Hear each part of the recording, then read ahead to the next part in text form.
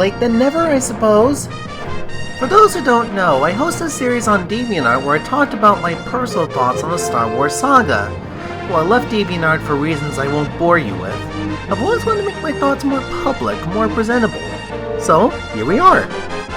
This series is going to be handled a little differently from my usual material. You might notice, for instance, the not quite John Williams music in the background. You may also notice the lack of moving pictures. Both of these are intentional. A certain mousy emperor doesn't know the definition of copyright, so I'm going to have to be a lot more careful if I'm going to get videos with a lot more depth out. It's also going to go into a lot more detail than my usual review efforts, so expect these videos to be, hopefully, a lot more meatier than my usual output. And since I'm well aware of that classic Shakespeare's phrase, more matter with less art, I'm going to divide this review across several videos. That way you can check out each video at a pace that shouldn't require the usage of any complicated skip functions, though I might put out the complete movie review at a later point if you just want to watch it all at once. I hope to accomplish several goals with this series, one of which being to offer some perspectives I don't normally hear.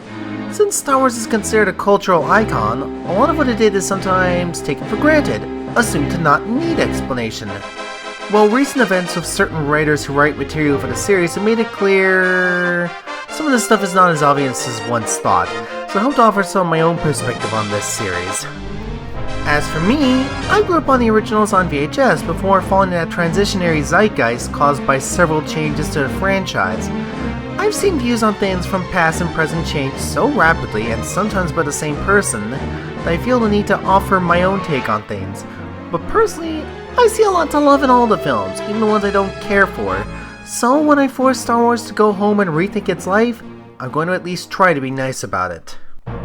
I'm mainly going to be covering the films as originally released, and in chronological order. I'm covering the 11 films, including both spin-off stories, but since there's so much television content, I can't possibly cover it, so I won't try to. I might in the future if I feel it's needed, but for now, just the current films will do.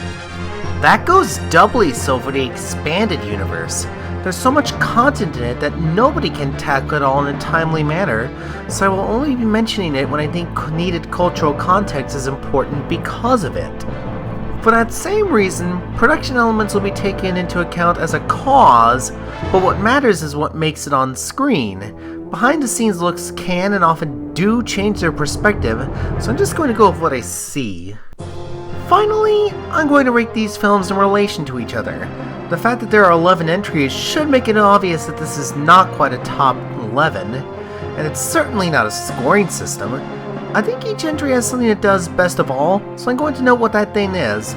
All in all, I hope to just have fun and share my thoughts on something that holds a lot of meaning to me. Well, better get started on it. I'll see you next whenever.